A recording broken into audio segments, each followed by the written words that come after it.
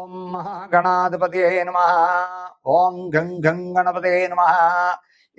అయ్యా, ఇప్పుడు రేపు అమావాస్య 24వ తారీఖు ఆషాఢ అమావాస్య పవర్ ఏమిటంటే చాలా పవర్. అమ్మవార్లకి బాగా చేసుకుంటారు, బోనాలు బాగా చేసుకుంటారు. వచ్చే ఈ ఆషాఢ అమావాస్య నాడు చాలా పర్వదినం అని చెప్పడానికి ఆస్కారం ఉంది ఇక్కడ.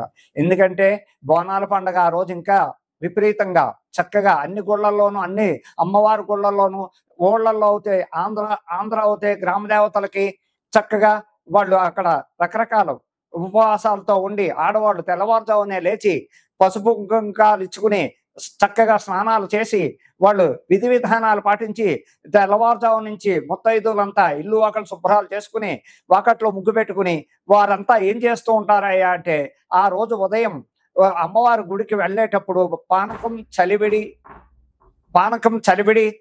చక్కగా ఇలాగా రకరకాల బ్రాహ్మిన్స్ అవుతాయి. నాన్ బ్రాహ్మిన్స్ కోళ్ళు మేకలు వేసుకోవడం ఆనమాయితీగా జరుగుతూ ఉంటుంది. దీనివల్ల ఆ అమ్మవారు ఆషాఢ మాసం అంతా అమ్మవారి ప్రసిద్ధి.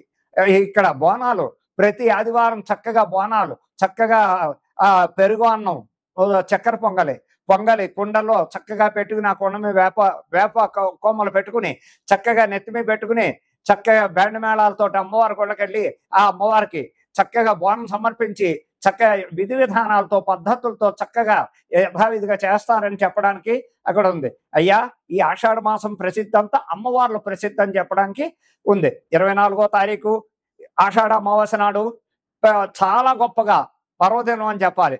ఈ ఆషాఢ అమావాస్య అంటేనే అమ్మవార్లకి ఊళ్ళల్లో గ్రామ దేవతలు ఉంటారు. నూకాలమ్మ తల్లి, సత్యమ్మ తల్లి, వనూనమ్మ తల్లి, పెద్దమ్మ తల్లి, ఇలాగ రకరకాల మైసమ్మ, పోచమ్మ, సమ్మక్క, సారక్కలు ఇలాంటి గ్రామ దేవతల దగ్గరికి వెళ్ళి అమావాస్య నాడు, రేపు 24వ తారీఖు ఆషాఢ అమావాస్య గురువారం నాడు అందరూ చక్కగా వాళ్ళ తగిన విధి విధానాలతో ఆ పర్వదినం నాడు గుళ్ళంపటి వెళ్ళి ఈ కుండలు ఎత్తిమి పెట్టుకుని ఈ పలహారాలు అవి ఇవి అన్ని రకాలుగా చేసుకుంటూ ఆడవాళ్ళంతా చక్కగా అమ్మవారి గుడికెళ్ళి పసుపు కుంకాలు సమర్పించి చీరా జాకెట్లు సమర్పించుకుని చక్కగా విధి విధానాలతో ఎంతో బాగా చేస్తారు. అందుకని ఈ అమావాస్య పర్వదినం అంత గొప్పదని చెప్పడానికి ఆస్కారం ఉంది. అలాగే రేపు వచ్చే 8వ తారీఖు ఆగస్టు 8వ తారీఖు వరలక్ష్మి వ్రతం, శ్రావణ మాసం. ఆ శ్రావణ మాసం మొత్తం ఆడవాళ్ళు ఎంతో విధి విధానాలతో చక్కగా శుక్రవారాలు, మంగళవారాలు చక్కగా విధి విధానాలతో ఎంతో అందంగా ముత్తైదులను పిలుచుకోవడం. మంగళవారం అవుతే శ్రావణ మంగళవారం నాడు చేసేది ఏమిటంటే, సాయంకాలం వెళ్ళి ముత్తైదులను పిలుచుకుని శనగలు, పళ్ళు, తాంబూలం అలాగే అన్ని పెట్టుకుని ముత్తైదులకు పసుపు రాసి, కాళ్ళకు పసుపు రాసి, గంధం పెట్టి, బొట్టు పెట్టి వాయినాలు ఇచ్చుకుని ఆయన అయితే శ్రావణ మాసం అంతా శుక్రవారం వరలక్ష్మి వ్రతం నాడు చేయవలసిన పండగ ఏమిటయ్యా అంటే, తెల్లవారుజామునే లేవడం, చక్కగా ఇల్లంతా శుభ్రం చేసుకోవడం, దేవుడి మందిరం శుభ్రం చేసుకోవడం. ఆ వేళ విధి విధానంగా ఇంట్లో చేయవలసిన పని ఏమిటయ్యా అంటే, కలశ స్థాపన చేసుకోవాలి. ఉదయం కలశ స్థాపన చేసుకుని చక్కగా ఒక పీట వేసి, దేవుడి మందిరంలో పీట వేసి, ఆ పీట మీద పద్మం వేసి, ముగ్గుతో పద్మం వేసి, వరిపిండి కానీ ముగ్గు కానీ పద్మం వేసి, ఆ పద్మం మీద కలశం పెట్టుకుని, ఆ కలశంలో ఇన్ని నీళ్లు, పసుపు నీళ్లు వేసి, ఒక రూపాయి కాని వేసి, దాని మీద మామిడి కొమ్మలు పెట్టి, ఆ మామిడి కొమ్మల మీద కొబ్బరికాయ పెట్టి, ఆ కొబ్బరికాయ మీద పైన కలశం ఎర్రని గుడ్డ చుట్టి చక్కగా కలశం మీద పెట్టి ఓ పువ్వు, చామంతి పువ్వ, గులాబీ పువ్వ పెట్టి విధి విధానాలతో చక్కగా ముత్తైదులను పిలుచుకుని వరలక్ష్మి వ్రతం విధి విధానం ఏ విధంగా చేయాలి అంటే, ఆ అమ్మవారి నామాలు చదువుకోవడం. పసుపు గణపతి, హరిద్రా గణపతిని ఫస్ట్. హరిద్రా గణపతి అంటే పసుపుతో చేసే గణపతిని హరిద్రా గణపతి అంటారు. ఆ గణపతిని తయారు చేసి ఆ బియ్యం మీద పెట్టి, ఆ బియ్యం చక్కగా ఫస్ట్ వినాయకుడు సంకల్పం చెప్పుకోవడం, వినాయకుడు నామాలు చదువుకోవడం, తరువాత వరలక్ష్మి వ్రతం నామాలు చదువుకోవడం. ఆ నామాల యొక్క వరలక్ష్మి వ్రత కథ చక్కగా సాంప్రదాయ ప్రకారంగా షోడశోపచారాలతో సహా చేసుకుంటూ పూజ అయిన వెంటనే హారతలు, నివేదనలు ఏమిటయ్యా అంటే, అక్కడ బూర్లు, పులిహార, క్షీరాన్నం, రకరకాలు పిండి వంటలు ఏవైనా చేసుకోవడానికి ఆస్కారం ఉంది. ఎన్నో విధాలుగా వరలక్ష్మి వ్రతం సాంప్రదాయం ఏమిటయ్యా అంటే, ఎన్నో విధి విధానాలకి రకరకాలుగా చేసేందుకు శ్రావణ మాసం అంతా పర్వదినం, ఎంతో పర్వదినం ఇది. ఈ పర్వదినం అంటే ఏమిటయ్యా అంటే, ఎంతో చక్కగా ఎన్నో విధి విధానాలతో ఆడవాళ్ళంతా ఎన్నో రకాలుగా చేసుకుంటూ ముత్తైదులను పిలుచుకొని తాంబూలాలు చక్కగా తయారు చేసి శనగలు వాయినాలు, శనగలు ప్రతి పళ్ళెల్లోనూ పెట్టి స్తోమత ఉన్న వాళ్ళు చీర జాకెట్ పెట్టచ్చు, లేని వాళ్ళు ఒక జాకెట్ పీసు, ఎర్ర జాకెట్ పీసు, పసుపు కుంకుమ గాజులు ఇటువంటివన్నీ పెట్టి చక్కగా ముత్తైదులందరికీ కాళ్ళకి పసుపు రాసి గంధం రాసి బొట్టు పెట్టి వాళ్ళకి ఆ వాయనం ఇచ్చి వాళ్ళ చేత ఆశీర్వచనం తీసుకుని ఇలా చేయడం వల్ల ఎందుకయ్యా శ్రావణ మాసమే ఆడవాళ్ళు ఈ విధి విధానం అంతా ఆడవాళ్ళు దేశవ్యాప్తంగా ఎందుకు చేస్తారయ్యా అంటే దీనికి కారణం పార్వతీదేవి. ఈ పార్వతీదేవి అప్పుడు ఆ మహాతల్లి శ్రవణ శుక్రవారాలు, శ్రవణ మంగళవారాలు ఆ మహాతల్లి చేసి ఇప్పుడు ఈ కలియుగం వచ్చాక, ఈ తరం వచ్చాక అది కంటిన్యూ అవుతూ ఉంది. ఆ మహాతల్లి ఆ పార్వతీదేవి ఉదయమే లేచి ఇల్లంతా శుభ్రం చేసుకుని ముత్తైదులు అందరినీ పిలిచి చక్కగా వరలక్ష్మి వ్రతం కథ విధి విధానాలు అందరికీ విన్నవించి తర్వాత ఇలాగే పాదాలకి పసుపు రాసి చక్కగా గంధం పెట్టి వాయినాలు శనగల వాయినం ఇచ్చి ఆవిడ భోజనాలు కూడా పెట్టి ఎంతో మంది సత్కరించి ఆ ముత్తైదులు అందరి చేత ఆశీర్వదింది. అదే విధానంగా ఇప్పుడు చేయవలసిన కార్యక్రమం ఏమిటంటే హిందూ ధర్మం సాంప్రదాయ ప్రకారంగా ఈ శ్రావణ మాసం ఆడవాళ్ళ పండగ విపరీతంగా చక్కగా చేసుకుంటారు. దీనివల్ల ముత్తైదువులుగా భర్తల కోసం, పిల్లల కోసం, ఇంట్లో ఆయురారోగ్యాల కోసం అనేక విధాలుగా ఆ అమ్మవారిని కొలుస్తూ ఆ లక్ష్మీదేవి ఆ వరలక్ష్మీదేవి వ్రతం నాడు ఇంటి క్షేమం కోసం, ఇంట్లో ఆరోగ్యాల కోసం, పిల్లలు చదువుల కోసం, అన్నిటి కోసం ఈ వ్రత విధానం పాటించడం వల్ల భర్తకి, పిల్లలకి అనేక రకాలుగా బాగుంటుందని చెప్పడానికి ఆస్కారం ఉంది. ఈ శ్రావణ మాసం ఎంతో ఉత్తమైంది. అలాగే రేపు 16వ తారీఖు కృష్ణాష్టమి వస్తోంది. 16వ తారీఖు కృష్ణాష్టమి నాడు మధురలో ఎంతో వైభవంగా చేస్తారు కృష్ణాష్టమి. మధురలో చేసే కృష్ణాష్టమి లక్షల మంది ఎంతో మంది భక్తులు వచ్చి ఆ కృష్ణ పరమాత్మ వేడుకలు చూసి నాట్యాలు, కోలాటాలు రకరకాలుగా చేస్తూ ఆ పరమాత్మని సేవించుకుంటూ దర్శనాలు చేసుకుంటూ లక్షల మంది వస్తుంటారు. అలాగే ప్రతి చోట ప్రతి స్టేట్లోనూ ఈ కృష్ణాష్టమి విధి విధానం ఎలాగయ్యా అంటే రాత్రి వేళ చేసే పండగ ఇది, పగల చేసే పండగ కాదు.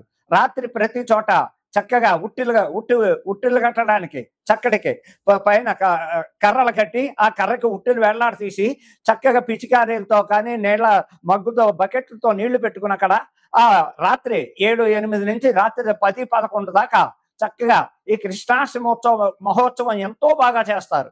ఈ కృష్ణాష్టమి అంటేనే పర్వదినం చాలా గొప్పదని చెప్పడానికి ఆస్కారం ఉంది. ఆ వేళ రాత్రి ఆ కృష్ణ పరమాత్మకు ఉట్టి కొట్టడం, ఆయనకి వెన్న అంటే మహా ఇష్టం. ఆ వెన్న ముద్దలు నైవేద్యం పెట్టి అందరూ చక్కగా అందులో చక్కెర వెన్న వేసి ఆ ప్రసాదం స్వీకరించడం వల్ల కూడా ఇస్కాన్ టెంపుల్లో ఇవి అన్ని బెంగళూరు అనగా హైదరాబాద్ అనగా ఎక్కడ చూసిన ఇస్కాన్ టెంపుల్లో కలకల్లాడుతూ ఈ పండుగ ఎంతో ఆనందంగా ఉత్సాహంగా చేస్తారు. దాన్ని విధి విధానాలతో భక్తులందరూ లక్షలాది మంది ఆ దేవాలయాలకు వెళ్ళడం, చక్కగా కోలాటాలు చూడడం, చక్కగా సంబరాలు చూడడం, అనేక విధాలుగా కృష్ణాష్టమి అంటేనే ఎంతో పవిత్రమైన పండగ అని చెప్పడానికి ఆయన మహానుభావుడు.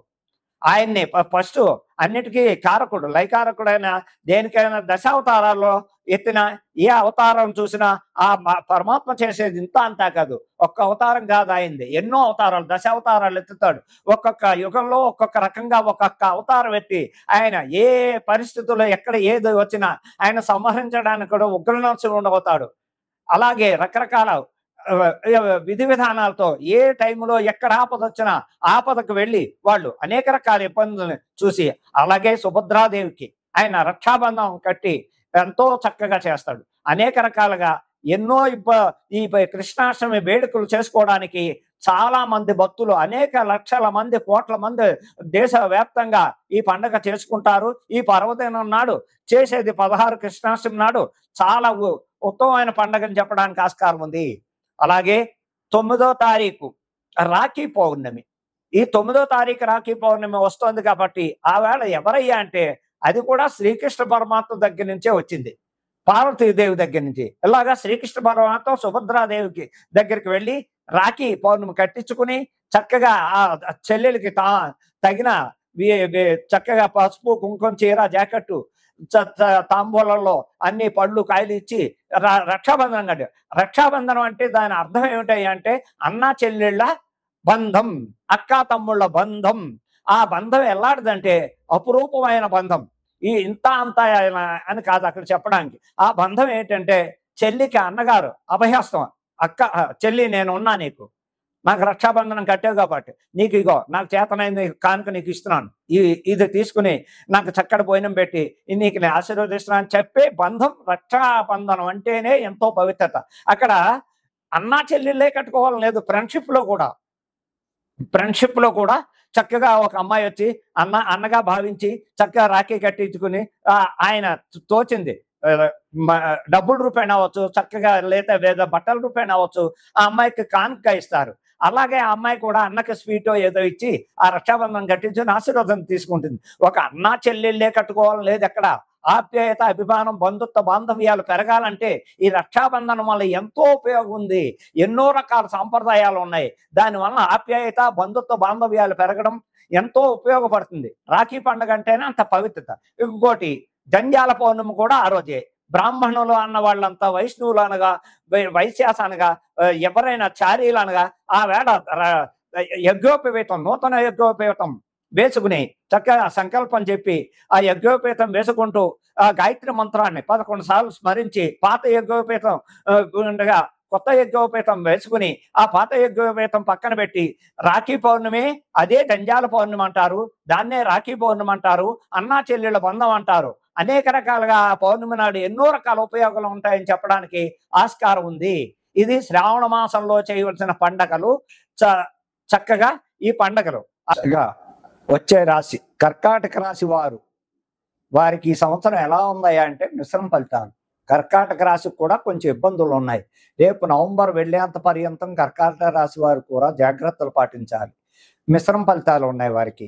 అంటే రకరకాలుగా వాళ్ళు కూడా ఎవరిని ఏ విధంగా చూడాలంటే జాతక రీత్యా కొన్ని ఇబ్బందులు ఉంటాయి. రావు మహాదశ ఉండొచ్చు, లేకపోతే శుక్ర మహాదశ, శని మహాదశ రావచ్చు, ఇంకోటి ఈ కుజ మహాదశ రావచ్చు. ఈ దశల్లో కొంచెం ఇబ్బందులు ఉంటాయి.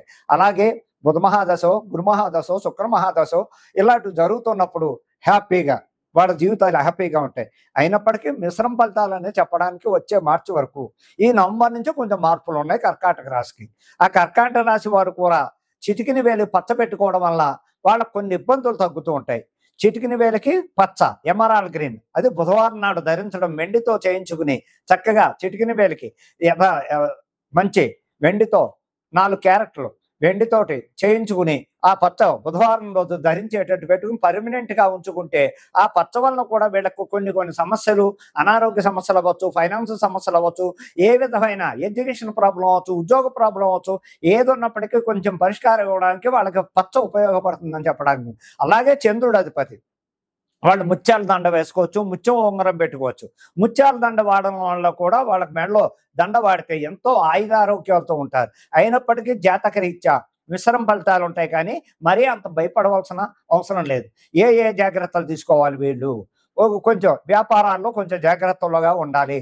ఎవరికైనా డబ్బులు ఇచ్చినప్పుడు ఫైనాన్స్ హెవీ అమౌంట్ ఇస్తే కొంచెం తిరిగి రావడం కష్టం అవుతుంది, ఫైనాన్స్ స్టక్ అవుతుంది. వ్యాపారం చేసే వాళ్ళకి కొంచెం సగం బాగుంటుంది, సగం బాగుండదు. అందుకని ఎవరిని బాగా ఆరాధిస్తే వీళ్ళకి కర్కాటక రాశి వారు ఎంతో ఏమేమి చెయ్యాలయ్యా అంటే వాళ్ళు కూడా ఎక్కువ చంద్రుడు అధిపతి కాబట్టి, అక్కడ బుధుడు అధిపతి కాబట్టి పెసలు దానం ఇవ్వడం బుధవారం రోజు. అలాగే సోమవారం శివాలయానికి వెళ్ళి ప్రతి సోమవారం అభిషేకం చేయించుకుని శివుడికి శివాలయానికి వెళ్ళడం, ఉదయం ఏం తినకుండా వెళ్ళి శివాభిషేకం చేయించుకోవడం, అక్కడ 1 కేజీ పావు బియ్యం తెల్లని వస్త్రంలో మూట కట్టి బ్రాహ్మడికి దానం ఇవ్వడం వల్ల బుధవారం నాడు, అంటే ప్రతి బుధవారం ప్రతి సోమవారం అని చెప్పట్ల, వీలు ఉన్నప్పుడు సోమవారాలు బుధవారాలు పాటించండి.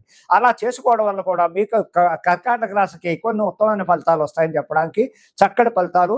ఎక్కువ వినాయకుడిని ఆరాధించండి, సోమవారాలు శివాలయానికి వెళ్ళండి, దానివల్ల వచ్చే ఫలితాలు ఎంతో బాగుంటాయి.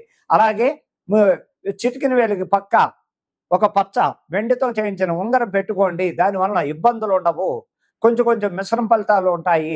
వీరు పాటించవలసిన జాగ్రత్తలు ఇవి కర్కాటక రాశి వారు. తదుపరి